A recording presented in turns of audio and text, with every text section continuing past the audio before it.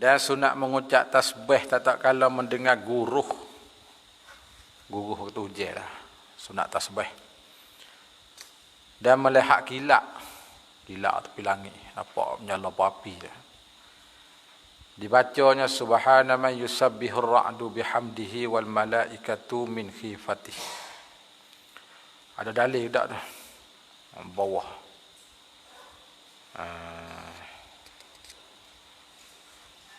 Aku dua di atas tak ada tulis. Aku dua bawah tu ada, atas tu nak tulis tanda tempat. Doa min khifatih. Karena hadis Ibn Abbas, aku dua. Berkata, kunna ma'a Umar ibn al-Khattab radhiyallahu anhu fi safarin. Batuh arak tu tarik sedikit dah, panjang lagi. Sebagai ringkas sikit. Maksudnya adalah kami beserta Sayyidina Umar dalam perjalanan ni. Maka mengenai kami ni oleh guruh dan kilat dan sejuk. Sejuk angin udara sejuk. Maka kata Ka'ab kepada kami, pada siapa berkata ketika mendengar guruh subhana ma yusabbihur ra'du bihamdih wal malaikatu min khifatih 3 kali, diafiatkan daripada demikian guruh. Maknanya kalau guruh sajalah selamat. Panah lita tak kena datang kita. Pada guruh saja kita selamat. Kata Ibnu Abbas, maka kami berkata demikian. Kami baca subhana man yusabbihur ra'du tu. Maka diafiatkan kami. Ada itu dalam riwayat Imam Muwatta'. Nah, Imam Malik kitab Muwatta'. Habis kata. Mata. Dan jangan mengikut melihat akan kilat dengan matanya. Bila kilat mari lah, kita tengok mata tu sewi. Kalau ternampak tak apa. Kalau kita kena hidup buku ramai tak say kita. Kilat. Kilat kau jadi duduk tepi langit lah. Hadis bawah. Kerana hadis Urwah berkata ya, iza ra'a ahadukum al-barqa fala yusiru ilaih. Apabila melihat seorang kamu kepada kilat, maka tak boleh isyarat kepadanya. Itu isyarat tunjuklah. Bila kita isyarat, mana kita sengaja tengok. Jadi masalah kita nak sengaja tengok tahu dah. Kalau tertengok tak apa. Kalau pakak-pakak nak tengok tunggu tahu kilat. Dia nak bahaya mata juga masalah kilat. Nampak cahaya dia lah. Habis. Dan dibacanya tak kala turun hujan, Allahumma sayyiban nafi'ah. Masa hujan turun. Doa tu. Karena hadis bawah, hadis Aisyah berkata ya. Anna Rasulullah idza kana ra'al matara qala Allahumma sayyiban nafi'ah. Rasulullah bila melihat hujan, beliau berkata Allahumma sayyiban nafi'ah. Ada tu Sahih Bukhari. Jadi bila hujan turun tu kita baca doa sana dah. Doa tersebut sana. Dan kemudian daripada hujan, makna serik hujan dah, dibacanya mutirna bi fadlillahi wa rahmatihi. Baca tu. Dalil ada bawah tu, dalil ada bawah tu. Panjang hadis dia tu, balas kita ambil hak terjemah dia. Karena hadis Zaid bin Khalid Al-Juhani radhiyallahu anhu katanya yang bermaksud bersemaya bagi kami oleh Rasulullah semaya subuh di Hudaibiyah. Ada satu ketika tu Nabi semaya subuh di Hudaibiyah sekali dengan kami mengiringi hujan yang ada ia daripada malam. Hujan semalam lagi. Lepas tu subuh tu hujan serat dah. Maka tak kala selesai ia Rasulullah pada semayanya berhadap ia ke atas manusia, paling ke sahabat. Sambil bersabda ia, adakah kamu sekalian tahu apakah berfirman Tuhan kamu? Jawab mereka itu, Allah dan Rasul yang maha mengetahui. Sabda Rasulullah, berpagi-pagi daripada hamba-Ku beriman dengan daku dan kafi.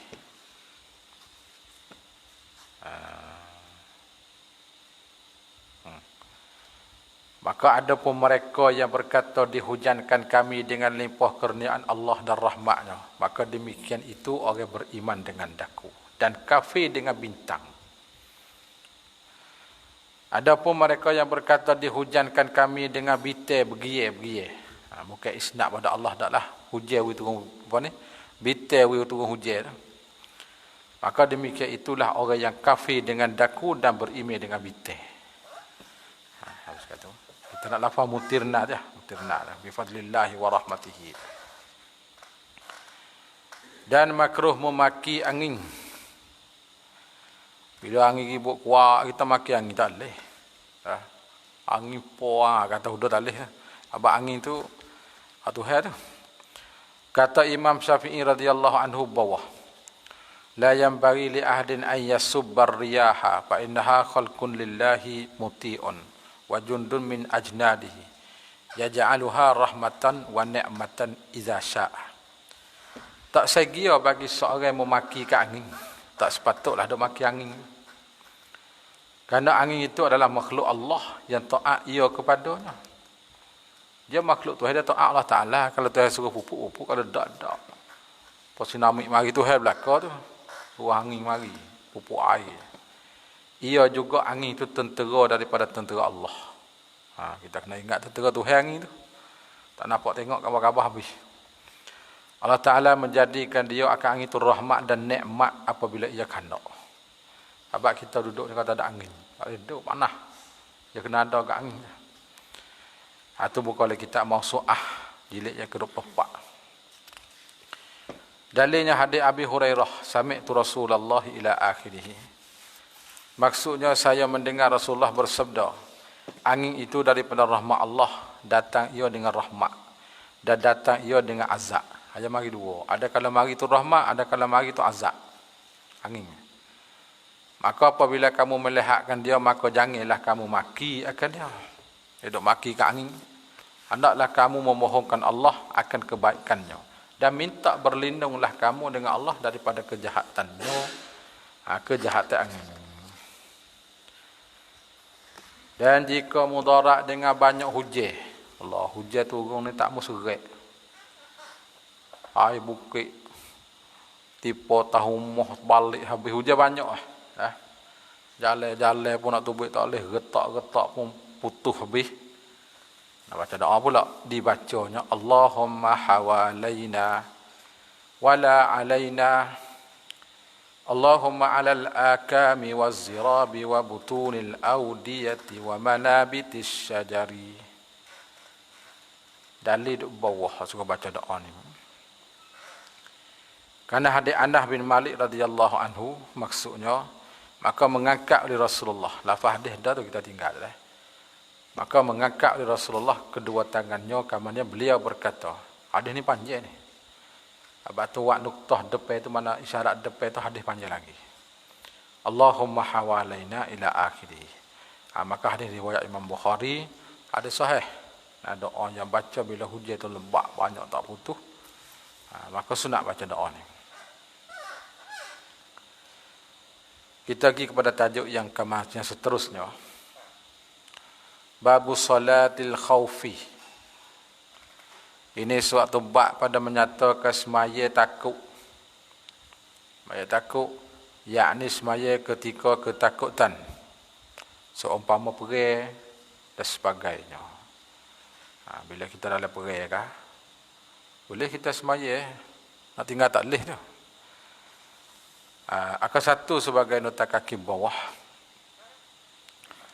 Salatul khauf itu harus ia pada tiap-tiap peperangan yang tiada ia hari. Perang yang tak hari lah. Sama ada ia peperangan yang wajib seperti berperang dengan kafir, kufar dan buruh. Buruh ni orang yang tak taat raja. Kita panggil kabut lah. Tapi kabut bukan Islam tak. Kabut tak turut raja Islam. Orang langgar undang-undang. Dan kuta' utarik. Orang samu tengah jalan. Kuta' utarik. Apabila berperang mereka itu oleh imam. Ataupun ada yang mubah perang. Atas pada kata ada yang wajib. Seperti berperang dengan mereka yang kosak harta seorang insan. Ataupun orang lainnya. Atau mubah. Dan tak harus salatul khawfi pada peperangan yang diharaikan dia. Ada yang perang harai. Seperti berperang dengan ahlil adli. Itu lawan dengan orang yang adil kan. Maka tak boleh tu harai. Dan berperang dengan ahli amwal kerana mengambil harta mereka. Perang dengan folk kaya-kaya nak ambil harta. Haram perang tu. Jadi bila haram tak harus kita salatul khawfi. Tak boleh.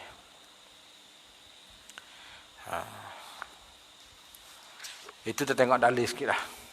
Dalil tu banyak juga sebut tu. Salatul khawfi ini ialah setengah daripada khususiyat bagi ini umat sahaja. Berartinya umat-umat dahulu tak ada semaya rupa lagu ni. Buat Nabi kita je. Dia disyaratkan dia pada tahun yang ke-6 daripada hijrah. Dan asal pada disyaratkan dia itu bagian sabit dalam kitab Quran dan sunnah hadis Nabi dan ijma' sahabah. 3 dalil. Maka di antara Qurannya ayat pada suratul Nisa 102, wa idza kunta fihim fa aqamta lahumus shalah, ayat tu panjang lebar lagi. InsyaAllah dia tu baca sedikit dah ayat panjang tu. Ada pun sunnah di sana kita lakah-lakah.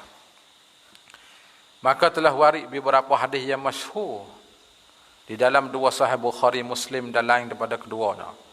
Daripada jamaat beberapa jemaah yang ramai daripada para sahabat Rasulullah radhiyallahu anhum. Hadisnya anna Nabi sallallahu wa ashabuhu fil khawfi rak'atain. Bahawa Nabi bersolat ia dan para sahabatnya pada takut, pada ketika takutlah, pada ketika ketakutan dia panggil, 2 rakaat.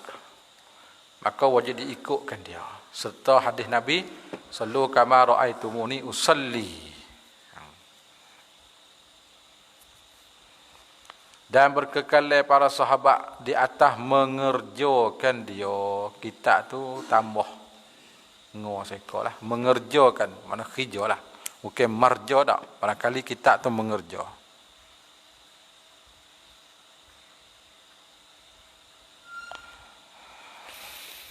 Kemudian daripadanya. Dan berkekalan syariatnya itu. Mana semaya salatul sidatil khawf ni. Hingga sekarang. Bahkan berkekalan kita ada ra sekali lagi. Bahkan berkekalan hingga akhir zaman. Berteruslah ada lagi. Bukan kata habis tak ada lagi. Kaifiyat salatul khawfi. Ini cara-cara semaya lah, cara semaya. Sini berapa kaifiyat? Tengok bawah dulu. Telah datang hadis-hadis daripada Nabi tentang salatul khawf itu atas 19 kaifiyat. Banyak. 19 cara semaya ni. Setengahnya disebutkan dia dalam Sahih Muslim. Dan kebanyakannya disebutkan dalam Sunan Abu Daud. Kalau kita hadis. Dan dalam Sahih Ibn Hibban daripadanya 9 kaifiyat. Dia buat kajian ni, dia cari siap dah. Cuma kita terjemah orang tak sini. Telah memilih oleh Imam Syafi'i daripadanya 3 bagai pada kelakuan ketiadaan bersedaging peperangan. Maksud bersedaging ini ketika tidak zahmah. Tidak jadi culamun tak. Kalau jadi culamun itu panggil halal lah tu.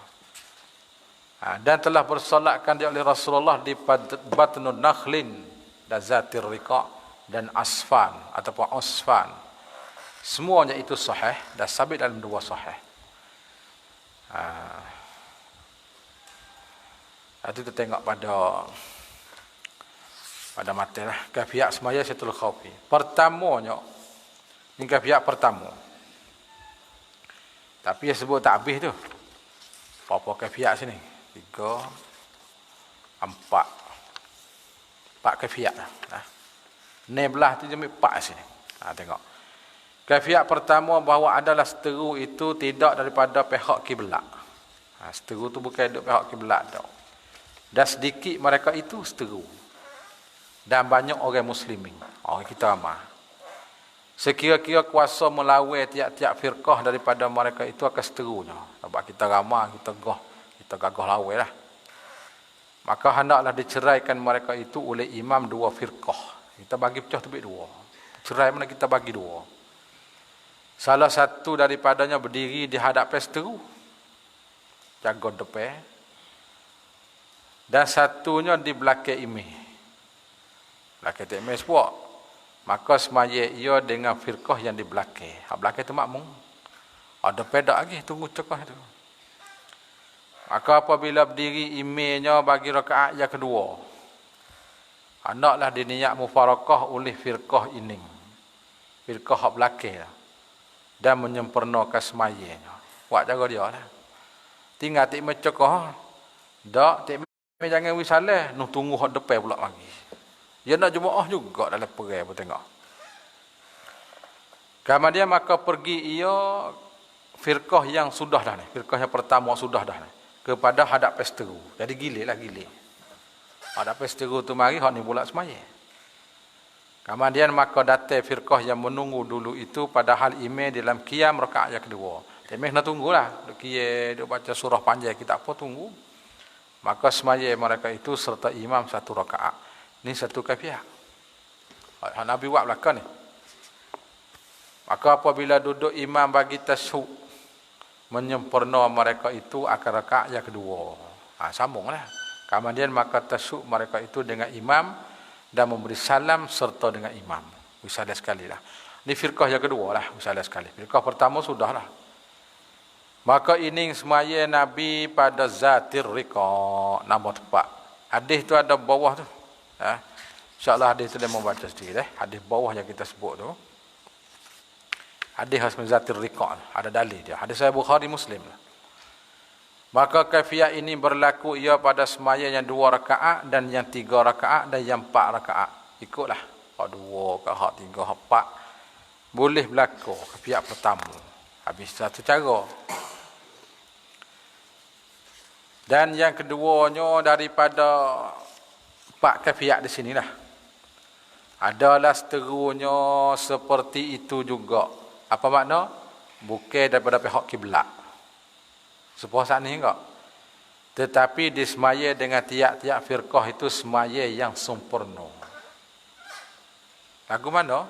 Dan iaitu didirikan satu firqah di hadapan seteru dan disemaya dengan satu firqah disepenuhkan semayanya serta mereka itu.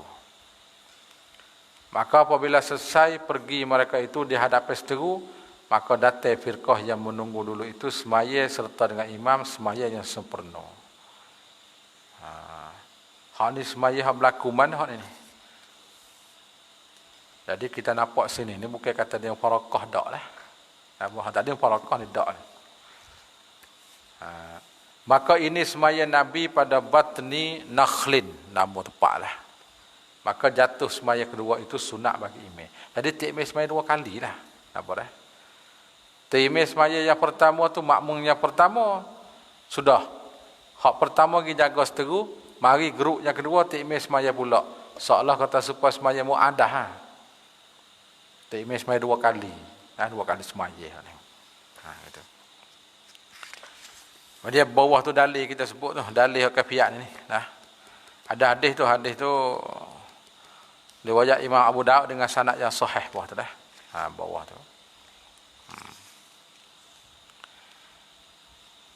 Dan ini ialah solat Rasulullah akan satu tu dengan orang muslimin di batni nakhlin, kerana hadis riwayat Abi Bakrin yang bermaksud bahawa Nabi bersolat ia akan salatul khauf dengan orang-orang yang di belakangnya 2 rakaat.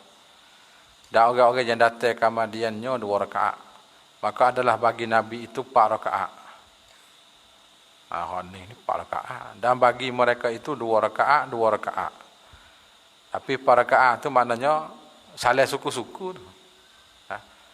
Bukan sekali tak, salah suku-suku. Dan Nabi boleh 4 semaya, buat 4. Buat 4 tu 2 salah tu, 2 salah. Buat mereka tu buat 2 lah. Dan kafiah ini di sana. Dan kafiah ini pun berlaku pada semaya yang 2 rakaat ataupun yang 3 rakaat ataupun yang 4 rakaat. Jadi boleh berlaku lah. 2 kafiah lah tu. Dan ketiganya, yakni kafiah yang ketiga, bahawa adalah seteru pada pihak kiblat. Jadi hak pertama dengan yang kedua tu seteru bukan kiblat. Hak ning ni seteru duk kiblat. Kali-kali kita hadap kau tu seteru duk depan tu, bukan duk kiri kanan belakang dak. Dan banyak muslimin ramai agak Islam. Dan tidak di sana itu dinding antara keduanya. Antara muslimin dengan orang kafir itu seterulah. Tak ada dinding. Tak ada jidar ke apa. Tapi jauh lah jarak dia tu. Maka disafkan mereka itu oleh imam dua sah. Pamanya. Tak main wak sah tu. Wak dua sah semaya. Maka disemaya dengan sekelilingnya. Ni tak ada siapa dia tunggu ni. Semaya belakang. Tapi tunggulah semaya dia panggil. Maka apabila sujud imam, hendaklah sujud sah pertama serta imam. Dan berdiri sah yang kedua. Tunggu dulu. Bila imam sujud, sah pertama sujud, sah kedua, nanti tengok tu. Sah sujud ni. Kalau sujud belakang, boleh. Ke pihak yang kedua yang payah sikit ni. Pihak yang tiga ni. Dan berdiri sah yang kedua dalam iktidalnya menunggu ke seteru. Jaga seteru lah. Nanti jaga. Dan apabila bakit imam dengan sah pertama daripada sujud, maka sujud pula sah yang menunggu itu. Hak belakang sujud pula. Dan mendapat imamnya pada qiyam rakaat yang kedua. Tak imam tunggulah berdiri tu. Maka rakaat nak iktidal sekalian serta tak imam. Cuma masa sujud tu tak sekali. Rakaat iktidal apa sekali dengan tak imam belakang. Tapi masa sujud tak sekali lah. Kerana sujud tu kena buat hak belakang tak imam. Lepas tu hak selagi tunggu. Maka apabila sujud imam, maka hendaklah sujud sertanya oleh sah yang kedua. Kemudian pada mendahulu sah yang kedua itu tepat sah yang pertama. Dan takhir yang pertama kepada tepat sah yang kedua. Dengan tidak perbuatan yang banyak yang batal ke semaya. Dan menunggu pula sah yang di belakangnya itu akan seteru. Dan demikianlah. Jadi pendek kata semaya semua belakang cuma duk gile sujud tu, gile sujud. Dan tasyuk imam dan beri salam dengan sekalian. Maka inilah semaya Nabi pada Usfan, Jalan Madinah. Dan kaifiat ini pun berlaku pula pada semaya yang 2 rakaat dan yang 3 dan yang 4 rakaat. Berlaku ni. Jadi hak berlaku semaya hak ini berlaku di Usfan tu ada hadis bawah tu. Semua setiap kaifiat tu kita mendatangkan hadis sebagai dalil dalil. InsyaAllah baca sedikit lah. Dan keempatnya, yakni kaifiat yang keempat. Kaifiat yang keempatnya ni, dia 4 kaifiat lah. Hak sebut sini. Semaya syiddatul khawfi, iaitu sangat ketakutan di dalam perang. Sama ada sudah bercampur-campur dengan seteru. Mana bercampur tu duk perang dah, duk zahmah dah. Atau pendatang itu, ataupun belum lagi bercampur. Tetapi tidak aman mereka itu daripada kedatangan seteru. Jadi kalau kita tak masuk bercampur pun mana kita tak selamatlah. Dekat dengan seteru sangatlah. Dan kerompoknya, kerompok seteru sana. Jikalau berpaling mereka itu daripadanya. Jadi kalau kita paling belakang, jangan serai. Seteru sana. Maka hendaklah semaya tiap-tiap daripada kaum barang mana kelakui. Ada ia berkenderaan, berjalan, berhadap kiblat ataupun tidak. Hak ni hak semaya boleh tinggal hadap kiblat ni. Waktu kita jadi culamun molek duk jadi capur tu, maka ketika tu semaya hadap kiblat dan tidak hadap kiblat pun boleh. Ikutlah. Jika lemah ia daripada berhadap. Artinya kalau kita boleh kuasa hadap, kita hadap kiblat. Kalau tak boleh, tak apa. Dan sah mengikut setengah ke setengah. Dia jemaah lagi tengoklah. Pasal tagar nidah. Tagar duk perang tu jemaah lagi. Orang malah jemaah tengoklah katik. Ni masa perang ni. Masa duk perang. Duk perang pedai ni. Dan jika bersalah-salah pihak, maka dan terdulu makmum atas imam sekalipun. Tak apa. Ya jemaah pihak suku-suku teme pas bawah makmum pas atas. Apa? Jemaah lagi. Dan diuzurkan pada perbuatan yang banyak dan semaya seperti beberapa kali pukul dan tikam yang berturut. Hak ni dia maaf. Kalau kita semaya biasa, kalau perbuatan yang banyak berturut-turut batas semaya.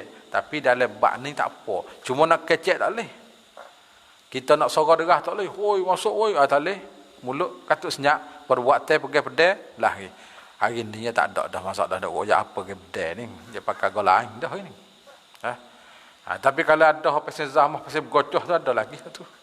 Tu ada. Jaga. ke satu tadi tu sebagai dalil tengok ke satu sikit oleh sana.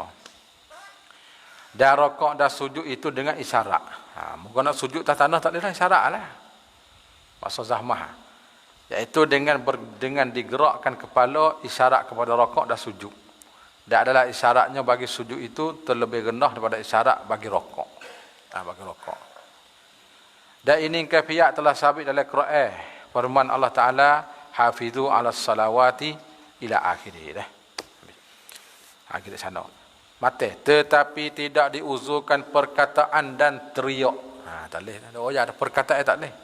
Kalau kita nak berjerit suara, nak jadi itu tak boleh. Ya batas semaya. Masa semaya dia pergi. Dan harus baginya memegang senjata yang kena najis. Tak apa tu. Pedal, darah dah pergi tak apa, yang maaf tu. Dia pergi boleh. Tidak dimaaf daripadanya. Jadi, najis atau maaf boleh pergi lagi. Kerana hajat kepadanya. Sebab hajat muka kita pergi ni. Dan diqadakan semayanya. Jadi kalau kita klik lepas pada pergi tu, dia suruh qada semula. Makna kalau kita kata mati dah tu tak apa lagi. Mudah-mudahan. Tapi kena qada semula lah. Kerana apa ni? Kerana nadi uzurnya.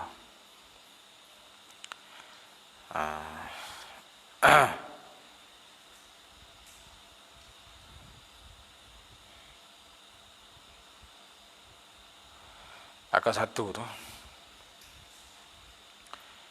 Yakni apabila mengenai oleh musalli pada salat syiddatul khaufi. Pergi kita khauf. Akan najis yang tidak dimaaf daripadanya.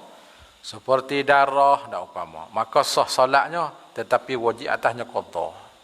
Abang kita pergi darah tu darah tak maaf. Cuma dia maaf semaya ketika tu. Satu hari kena qada. Malaikat apabila mengena darah itu akan sejatuh. Dan adalah musalli itu berhajat sentuh kepada menanggung senjata, maka tidak qada. Itu sebab kita fiqh muktamad bagi Zuhaili. Habis kata.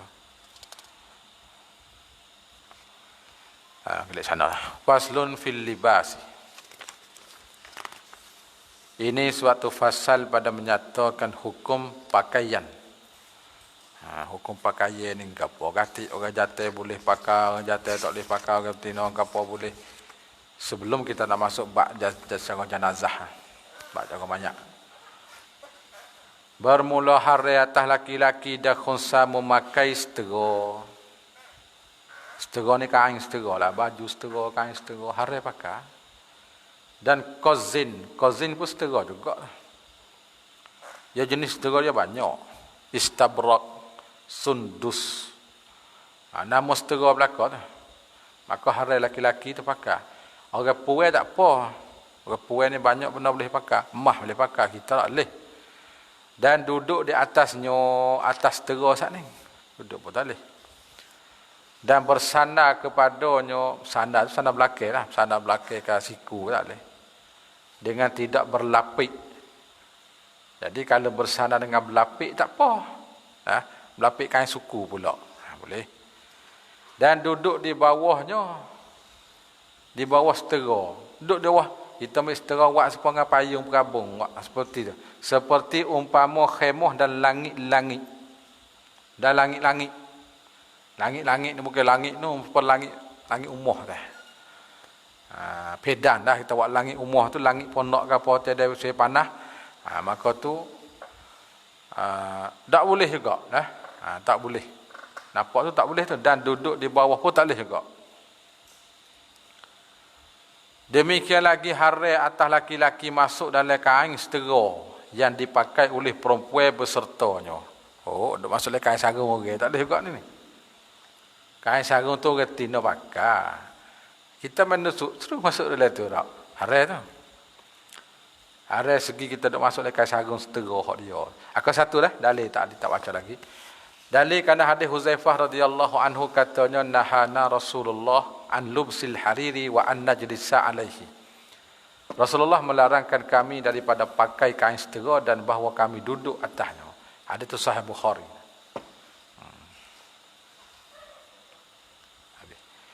Dan tidak haram jika ia tertinggal atasnya dengan ketiadaan masuk sertanya. Lagu mana rupa ni? Dan tidak haram jika ia laki-laki.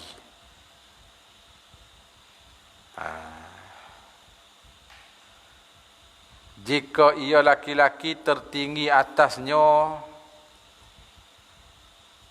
tertinggi. Kalau kena tak domain. Dengan ketiadaan masuk sertanya. Dan menyurak atau syukur dah tu. Aku mana rupa dia. Jadi hak atas dia kata haram laki-laki masuk dalam kain setera yang dipakai oleh perempuan. Perempuan tak haram kita tu haram masuk dalam kain sarung dia. Dan tidak haram jika ia tertinggi atasnya.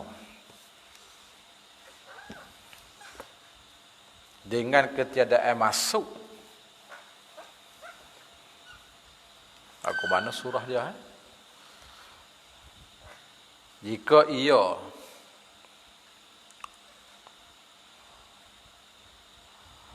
dhamir.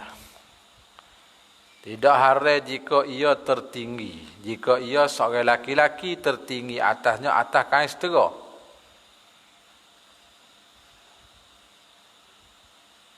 Dengan ketiadaan masuk.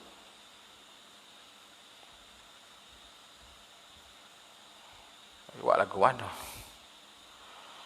Tak nampak rupa dia dah. Macam mana dia buat ni? Apa cara atas tu? Atas dia kata, haram atas laki-laki masuk dalam kain setera. Kain setera mana? Yang dipakai oleh perempuan. Orang tidak pakai. Bersertanya. Yang dipakai oleh perempuan bersertanya. Berserta dengan makna gapo? Mana sekali. Orang tidak pakai je pun perlu masuk sekali dengan orang tidak pakai. Itu bersertanya. Jadi haram tu. Ni. Dan tidak haram jika ia tertinggi atasnya. Dengan ketiadaan masuk sertanya. Kalau tak nampak rupa dia macam mana dia buat ni. Surah dia. Nak nampak rupa dia tu. Dia kira masalah sepengah atas lagi tu. Tapi ni tak haram ni. Dan tidak haram jika ia tertinggi atasnya. Tertinggi oleh seorang laki-laki sakning.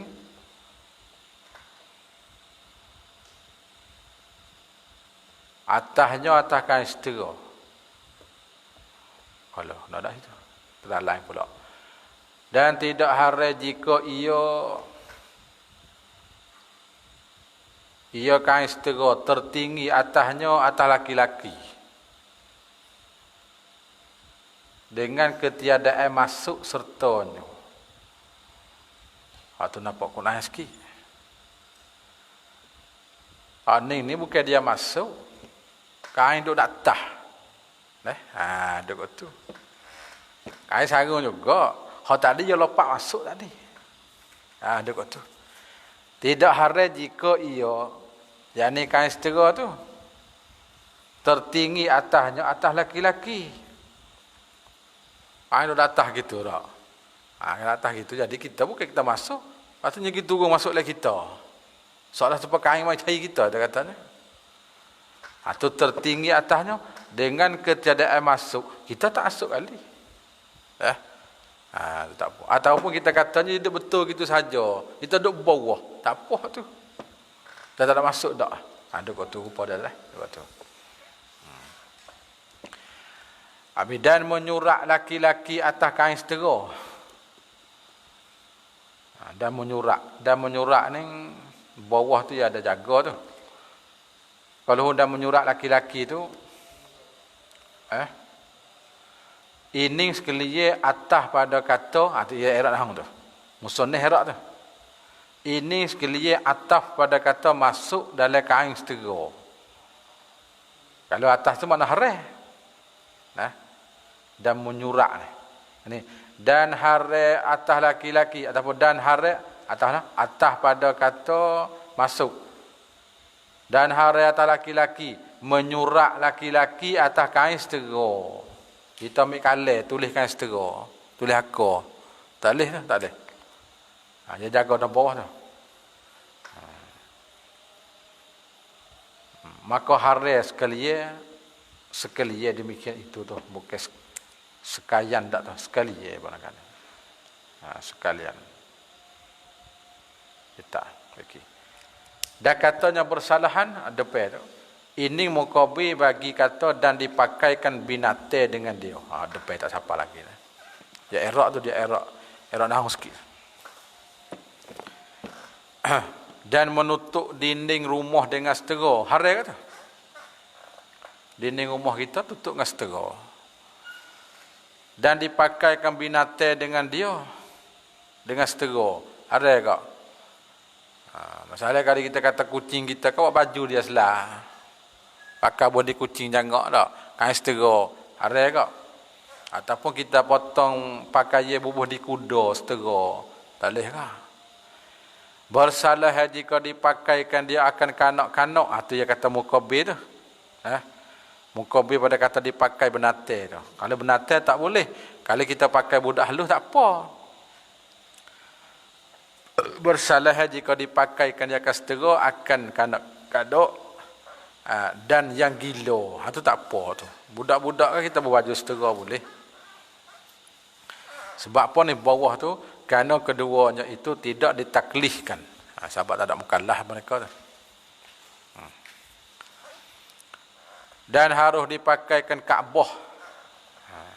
Dan kubur aulia, kubur wali-wali. Dengan setera. Sebab tu kain kelambu Kaabah ke apa tu setera tak ada masalah boleh. Pakai Kaabah. Dan kubur-kubur wali. Ada modok selimut makan molek-molek boleh. Dan harus dibuatkan dia akan setera tu kandi mishah, baca gitu. Baca kandi dah. Jangan baca kandia tu tak kerti. Kandi ni sarung Quran lah. Jadi kita ambil kain setera tu buat sarung, buat buku Quran, buat pengambil bezik serak boleh. Tiada kandi dirham baca gitu. Baca kandi. Kandi tu macam siapa? Beg sanilah. Tu tak boleh. Buat kali duit bukan setera tak boleh tu. Dan harus dibuatkan tali pedai. Boleh. Dan tali neraca. Tali ni tali kilo lah untuk buat timai kilo tali dia. Tali neraca. Dan tali anak koci. Boleh ke? Anak koci tali dia kita boleh. Dan tali tasbih. Boleh ke tu? Tali kak kan? Ambil benih setera tak apa. Boleh tu. Dan saf dakwah. Erti saf dakwah. Gaguan rupa saf dakwah ni. Kita tergambar saf dakwah ni lagu ni kena dak tahu. Dakwah tu dakwah kalah. Saf tu kalau nampak saf tu mana baris tu tak? Saf dakwah. Bukan macam dakwah sedap tu, dakwah gitu ya. Jadi kalau kita nak buat sah bila tulis di kertas tu, kita biasa celuk tali cak lah. Maka benih tu kita pakai benih apa? Benih setera. Kita terik tu ni, takik pah dah. Gamuk-gamuk lah tu. Itu nak hurai kat mana sah dakwah ni. Tak, supaya orang duk sifat gaji kayu dah. Tali panjang celuk cak merah kah? Siahan tu kah? Panjang terik pakik. Tu dia panggil. Jadi kalau kita nak tulis di kertas, muka baris tak ada. Nak betul tulis tu, kita pakai sah. Buat dengan dakwah tu, benih dia tu jadi sahnya. Barangkali lah, barangkali. Sah dakwah. Sebab tak tergambar kot lain tu. Sah dakwah tu. Lagu tu, nampak. Sah dakwah, sah. Dan tali seluar lah. Boleh. Dan kain setera yang bercampur dengan yang lain sama banyak ataupun lebih yang lain daripadanya, itu harus juga. Kain setera campur dengan kain biasa sama banyak, harus dipakai, ataupun kain hak lain tu banyak benih pada setera. Benih setera tu 40% benih hak cotton, benih kapah kan benih 10%, maka boleh kita pakai. Hak campur benih lah, benih dia. Dan harus pula bagi laki-laki dan khunsa memakai kain setera kerana darurah seperti panah dan sejuk yang mudarat keduanya. Ya bila kaedah darurah ni boleh semata dah. Laki-laki boleh. Iaitu mudarat yang tidak tertanggung pada adat, mudarat teruk sangatlah. Dan jika tidak mengharuskan tayamum sekalipun, boleh juga. Dan kerana terkejut perai, kita terkejut perai gaduh-gaduh ni, tay kain setera tu, tudung kepala kita kan, boleh. Dan tak dapat yang lain. Ataupun kerana hajat seperti gudil. Gudil tu gudih lah. Orang penyakit gudih kata, butir-butir dekat. Mungkin kita kata pakai setera tu dia mudah sembuh siap, boleh. Ataupun banyak tumor. Ibu tumor lalu. Dan harus dibuat telpuk kain. Gapo dia lah ni.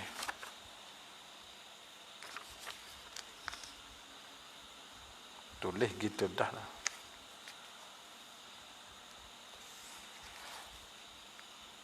Okay, kita tapung kain.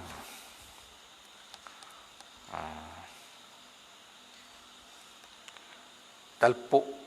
Nanti nak tengok ibarat hak asal ke mana. Tapung kain ke gapo situ. Nanti insyaAllah saya tengok lagi ni. Dia buat tapung kain lah. Ataupun tu tafsir dia. Ditempel koda pak jari. Tempel tu tepek tapung lah. Tempel. Dia tepel. Telpuk. Tak sedap tu. Tak biasa dengar kelimah ni. Jari ni. InsyaAllah nanti tengok dalam mutla'in hak asal dia tu. Kelimah tu. Silat kita tulis boleh jadi tu. Nah, kita tengok dulu lagi.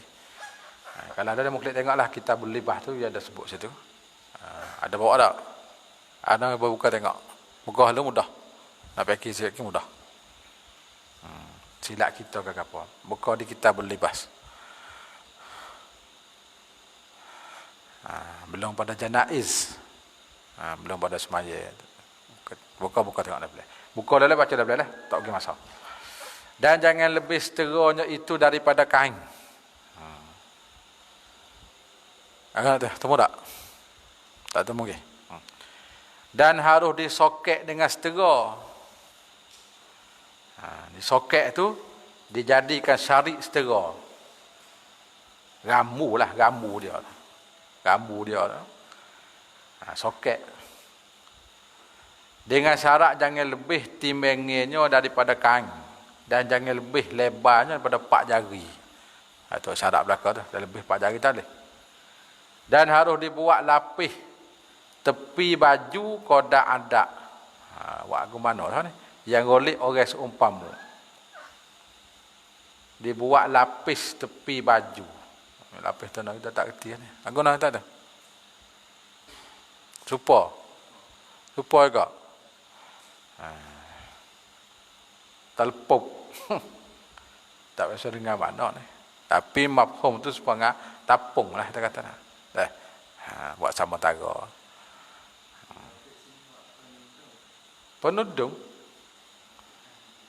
Penudung kain. Gitu. Tapung lah. Tapung dah lah mana tu. Telpuk lah. Tapi lurah ni kita jaga dengar ni. Telpuk ni. Kalau kita tulis tak tahu dah. Tapung kain ni senang mudah hati. Tak. Siapa kita lurah kita guna lagu tu hari ni. Kalau tapung ni yarqa'u. Ya kitab ni kalau kembali hak asal hak Arab mudah tahu. Tengok hak Arab. Arab kitab bajuri ni. Bukan oleh bajuri, ya ada bahas itu. Tapi ada hazah juga, bukan semua setengah.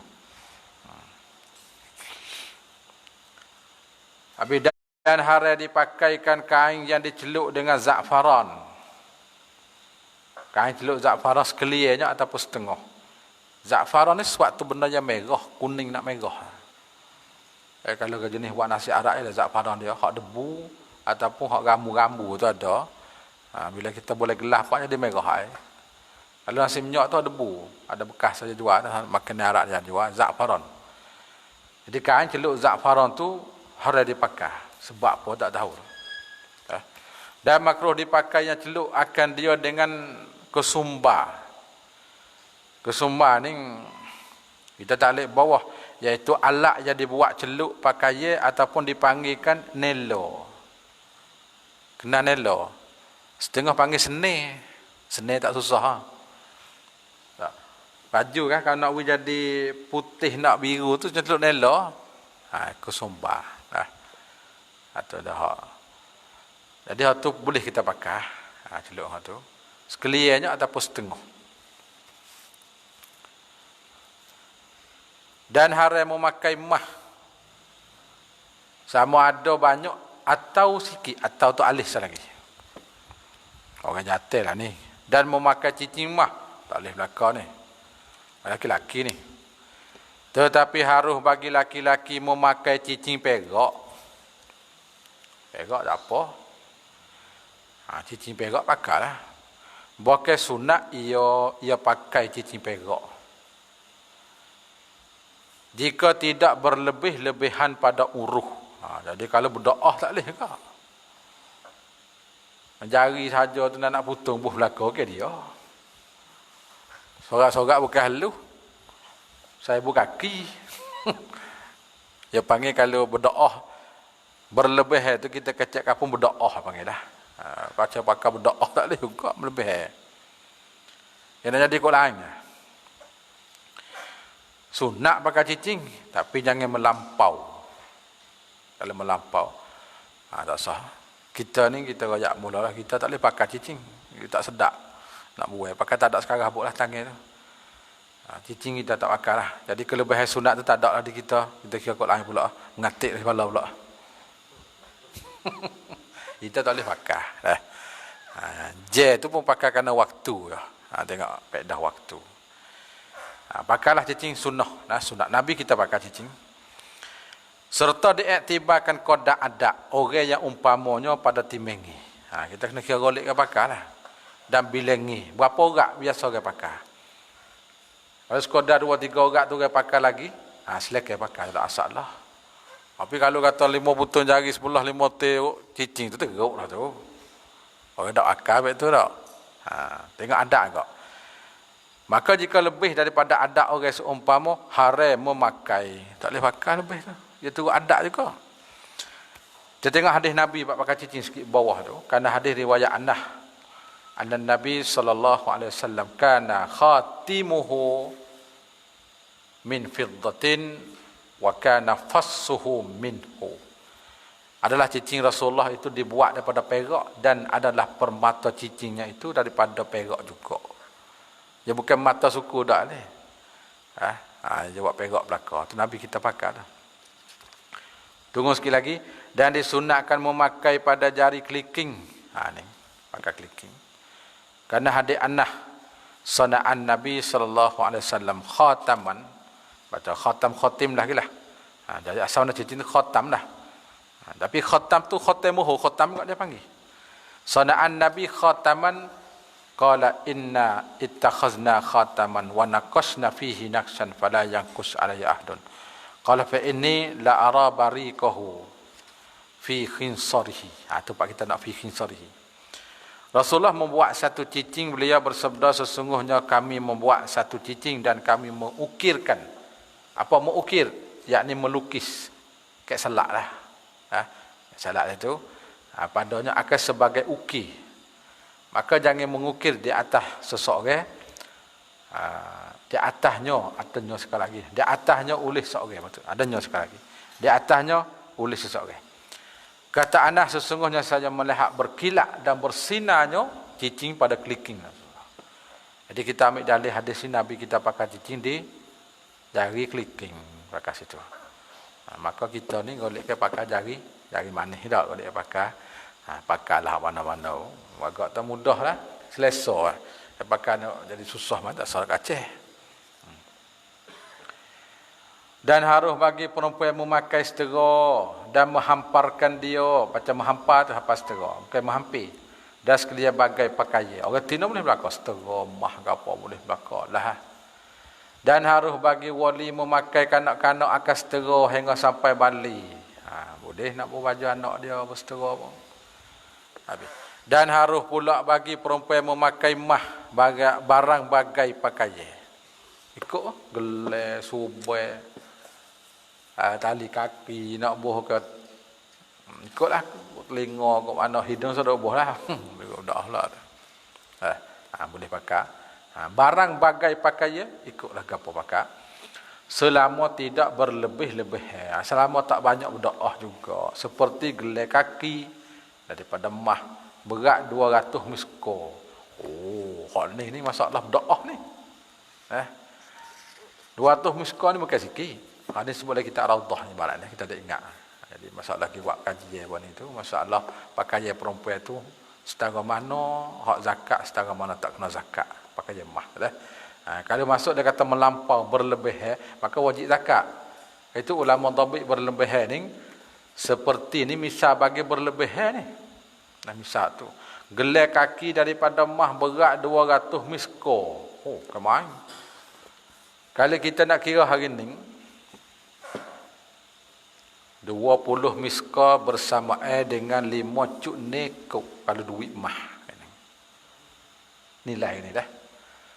20 misko ataupun dikatakan 20 dinar sama dengan mah hari ni 5 kuk lebih, 5 kuk cuk ni. Berat mah. Dia panggil kuk tak panggil kuk. Sekuk hari ni harga kat 30 so tak. Kita turun dah harga tak dah. Yang nak turun itu dah. Baru ni 29 nak turun gitu. Maka kira zakat duit pun kira tamah tu. InsyaAllah kan siapa buat zakat depan tu dah. Kan siapa buat zakat. Jadi kalau perempuan pakai melampau lebih siapa 200 misko ni bukan sikit ni. 90 kok lebih. Kat 90 kok dah. Sebab kalau 20 tu 5 cuk ni dah. Maknanya hampir dah 90 kok tu. Kat. Saya ingat tekak kot lah. Dia kira mari dah. Berat. Kira-kira kok. Tu tak ada tu. Harai tak? Ya, harai pakai. Abang lebih. Berlebih. Demikian lagi perak. Sama juga panggil. Kemudian habis kitab cara tu, kita pergi pula tajuk kita cara bak jenazah lah, cara bak banyak-banyak sebanyak Kitabul Janaizi. Kitab pada menyatakan janaiz, menyatakan jenazah. Bawah tu tak ada apa tu, kita hurai lebar panjang kecek gitu ya. Bawah tu hurai panjang tu tak gapo ni. Bukan tak ada gapo dak, bukan bergantung masalah benar hak penting sangatlah. Sebagai hurai lain lah tu. Apalah ambil sikit nak. Disunat bagi setiap orang menyebut mati. Sebab dia kata ni hasuku dah lah. Hasuku dah. Sebut dengan hati dan lidah dan membanyak daripada menyebut mati. Sebut banyak. Karena hadis Abi Hurairah katanya bahawa Rasulullah bersabda, "Aksiru zikra hazimil ladzati al-mauti." Hendaklah kamu membanyak menyebut perkara memutuhkan kelazatan, iaitu mati. Lepas tu bawah tu keceklah cara nak pergi ke mati, kena ada taubat ke apa tu. Sebagai kita kecek di panjang lebar bawah tu dah. Kadang dengan hadis sikit sebanyak. Kita pergi di sana lah. Panjang sangat tu. Tempat tak payah tu tanya dah. Mudah gitu.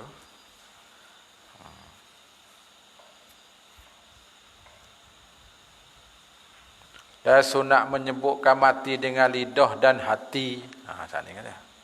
Dan di bawah pun sama atas juga. Dan orang yang sakit itu terlebih ditutupi daripada yang lainnya. Orang yang ada sakit lah tu.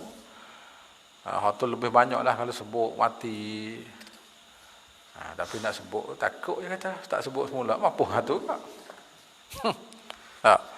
Ada sakit. Tak kira tu, ada sakit. Agak tak sakit seminggu dua. Tak bersiap pergi hospital pun nampak. Tak nampak kesal bekas ke apa.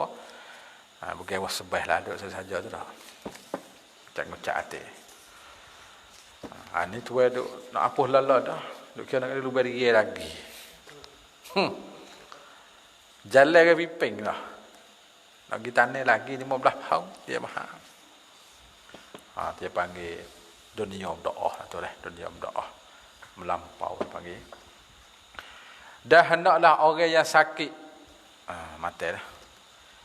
Dah hendaklah orang yang sakit membaik akan sengkonyo dengan Tuhan. Ini husnuzan billah. Dia ampunkan dosa. Akan satu, kita kembali sikit.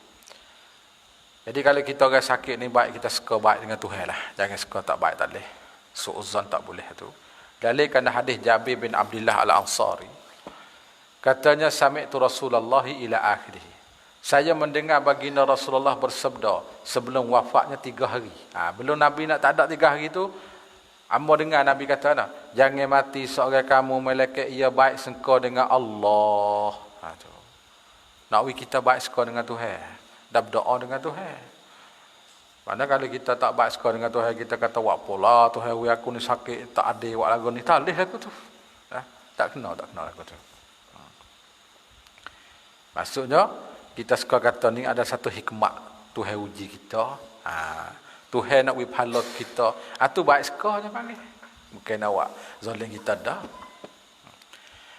Dan sunat ditalkinkan yang muhtadar. Muhtadar ni orang dekat-dekat nak mati, hendak tarik nyawa. Tak mati lagi. Muhtadar ni mana orang hampir mati. Talqin mana kita ajar. Ya kan siapa talqin hak lepas pada mati itu suku pula tu. Atau ulama dah bahas pula dan kita akan sebut depan lah. Ada talqin ni bila dia mau sakit nak mati dah, nampak tak apa ni, nyawa-nyawa pun nampak letih dah. Akan la ilaha illallah ajar tu.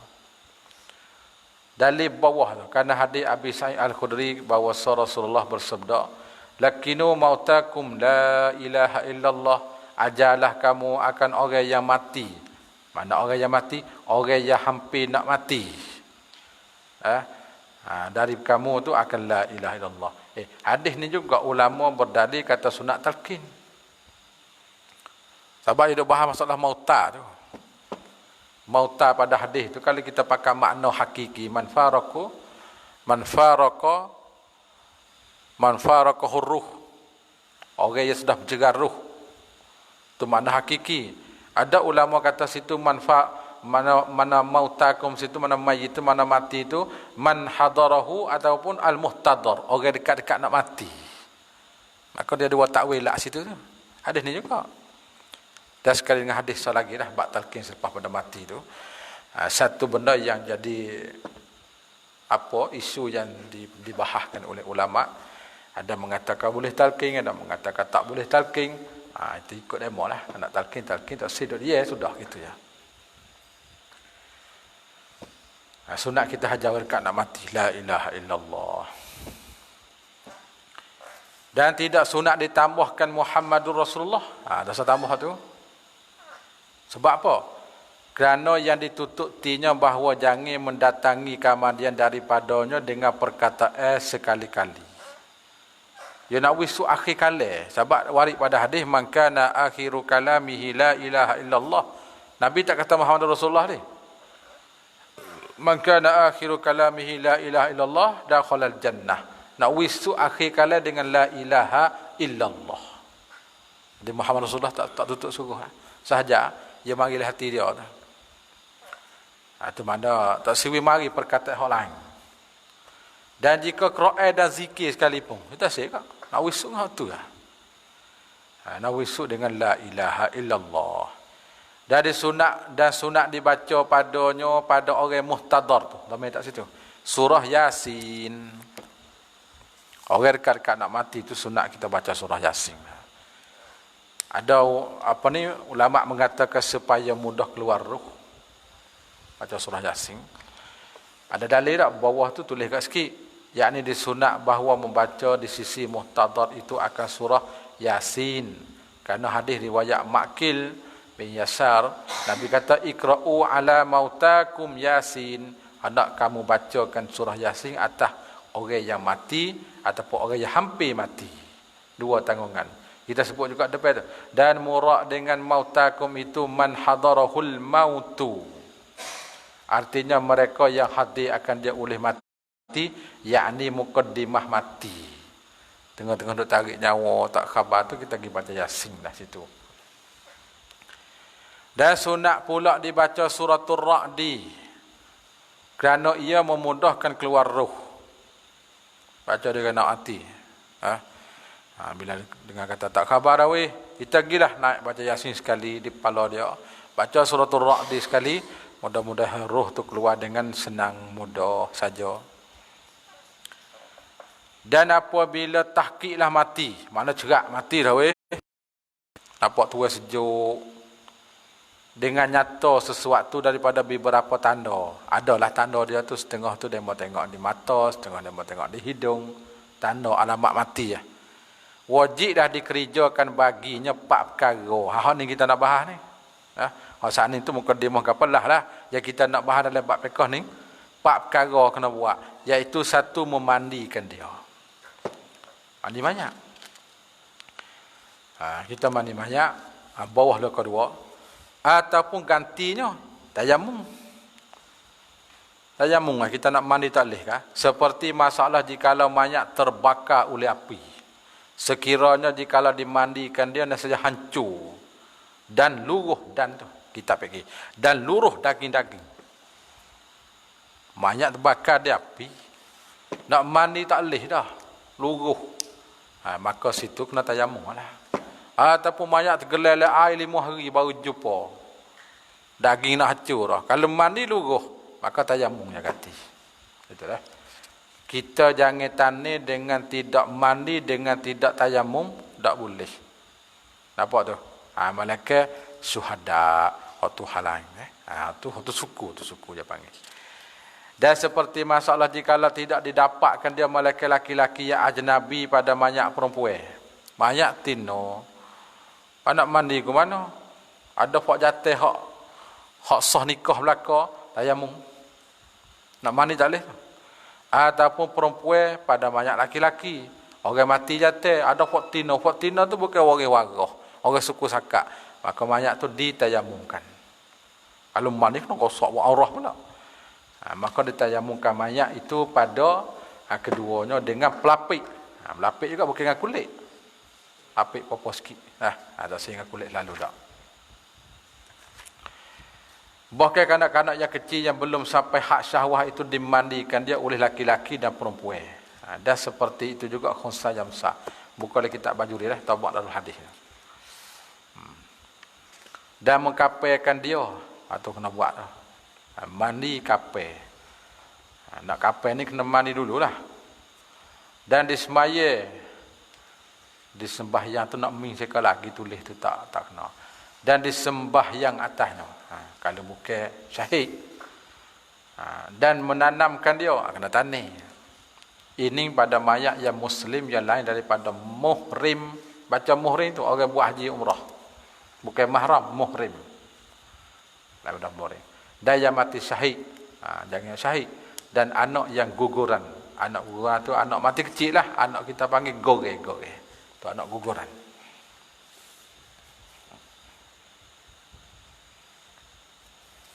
Kedua tu ke bawah sikit.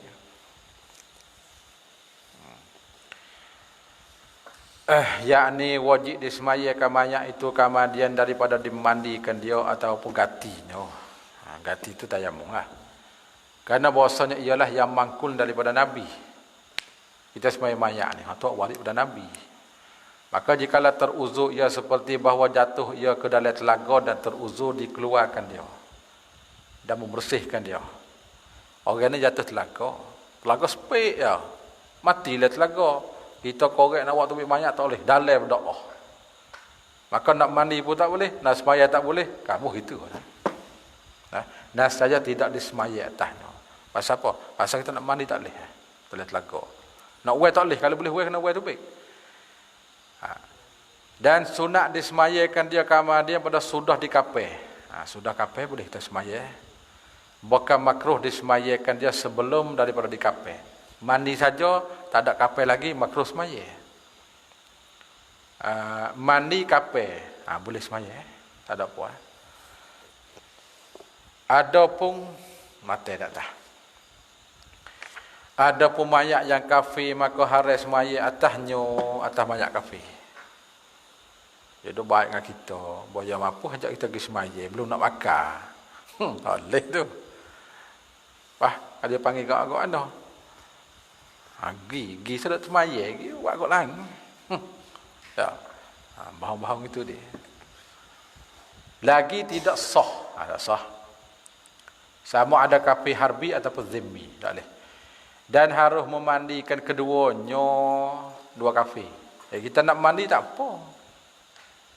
Dia nak makan kita tolong mandi tak apa. Harus. Banyak kafir harbi ataupun zimmi. Kita nak mandi tapi semaya tak boleh.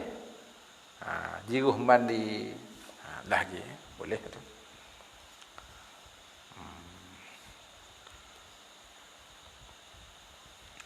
Bawah tu taklikak tu panjang sikit dah. Kita tengoklah sikit. Aku dua, aku tiga.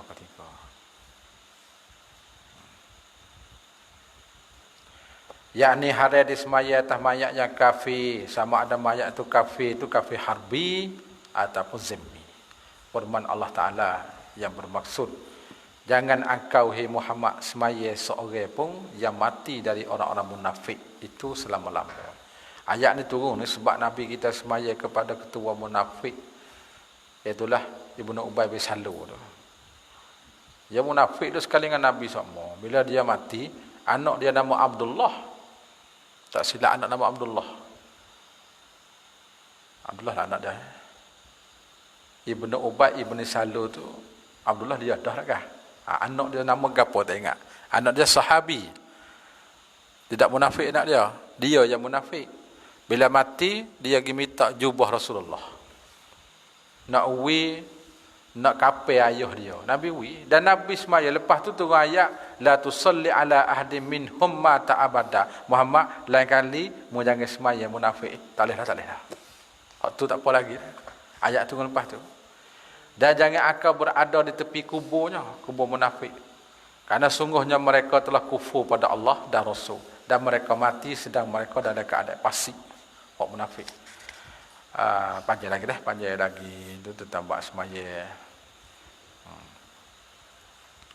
Atas kafir itu tak boleh. Dan wajib mengkafirkan zimmi. Kafir zimmi ni kafir yang duduk di bawah pemerintahan kerajaan Islam. Maka payah nak cari hari ni.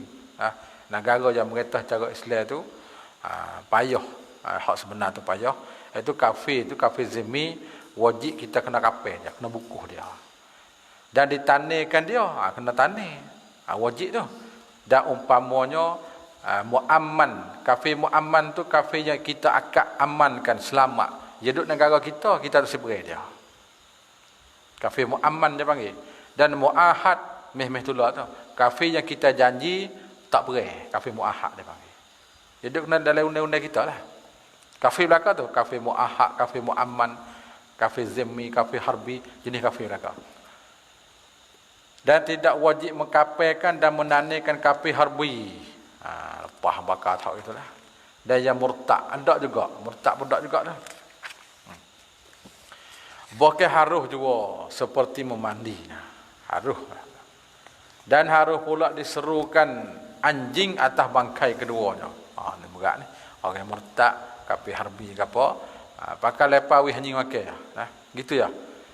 Tapi jauh sekali ke bau busuk. Tetapi jika mentorak manusia dengan bau keduanya, wajib dikambuskan keduanya. Kena kambuh. Bau busuk setiap kapung ni bukan dia kambuh. Kafir harbi ni. Hukum mayat muhrim.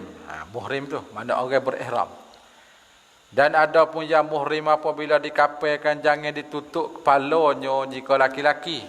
Masalah mayat ni kalau mati dalam hal keadaan bersepakat dengan ibadah haji, tak sudah lagi, maka mayat tu kepala jangan katuk.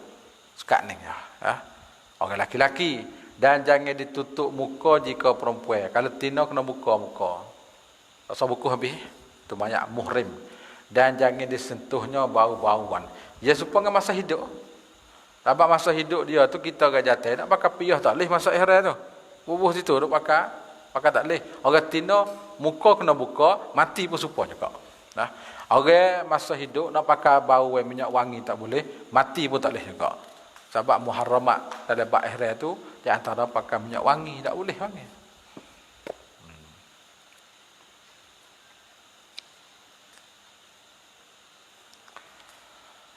Habis itu. bawah sikit, akal satu. Yakni seperti demikian itu juga tak dipakaikan orang muhrim yang lelaki itu akan pakaian yang berjahit. Tak boleh kau. Dia supaya orang hidup dan barang yang ada pada makna. Kacing lah ke mana ke tak boleh lah.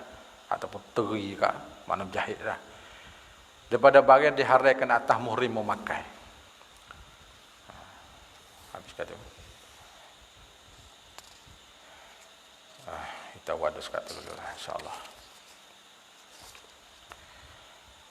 Adapun yang mati syahid berperang dengan kafir maka tidak wajib dimandikan dia dan tidak wajib disemaya. Bahkan hari. Tu kena ingat. Wallahu a'lam. Bismillahirrahmanirrahim. Allahumma iftah lana mutana alim. Nawwir qulubana waj'al a'malana khalisatan liwajhika. Wa sallallahu ala sayyidina Muhammadin walhamdulillahi rabbil alamin. La ilaha illallah. Sampai atas maya.